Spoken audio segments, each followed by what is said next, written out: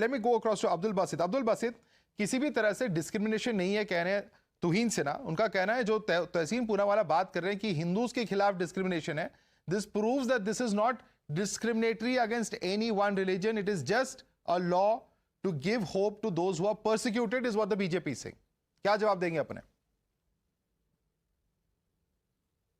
नहीं, अभी देखिए पूरा देश हिंदू मुस्लिम भाईचारे को बड़ी मुश्किल से जाके, जितना भी इन्होंने कम्युनल 10 साल से किया उसको अब सब लोग भुला के जर्नल जिंदगी चल रही थी, पर मुसलमानों के खिलाफ ये प्रोपेगेंडा फैलाने के लिए ही ये सब कुछ प्रोसिक्यूट रखा जा रहा है। और बिल्कुल चुनाव के बाद अब इस बार देश के मुसलमानों ने सोचा था कि इस बार इस बीजेपी को या नरेंद्र मोदी को सबको ठीक कर रहा था कि इसको क्या प्रोपेगेंडा है बताइए सर। इसे मिलने की उम्मीद थी, मगर चलिए बहरहाल इन्होंने भाजपा ने अपनी ताबूत में आखिरी कील ठोक लिए।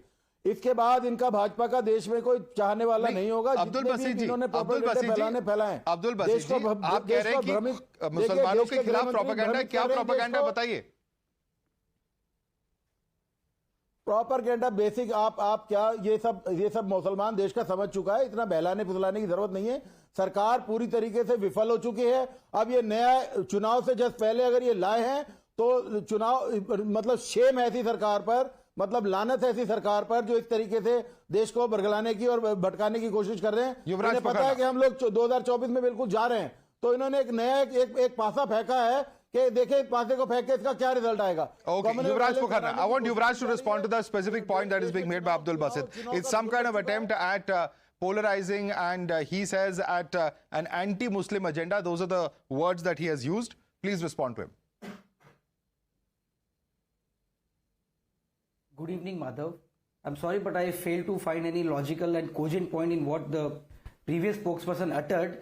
And regarding the persecution of minorities, depthly people have commented on the same. But let me get you a crash course of the past.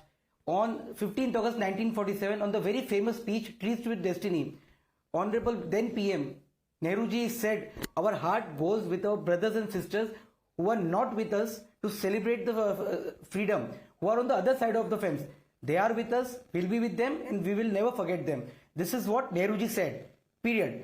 On September 16, 1947, Mahatma Gandhi ji, while addressing a crowd in the Harijan colony of Delhi, specifically said कि यदि पाकिस्तान को लगता है कि पाकिस्तान में non मुसलमानों को रहने का हक नहीं है और उनको हम गुलाम बना के रखेंगे, तो it will be the death knell of Islam in India. Okay. These are not my words. This is what Mahatma Gandhi said. So I thank the Honorable Prime Minister for honoring the legacy of Mohandas Karamchand Gandhi and Pandit Jawaharlal Nehru.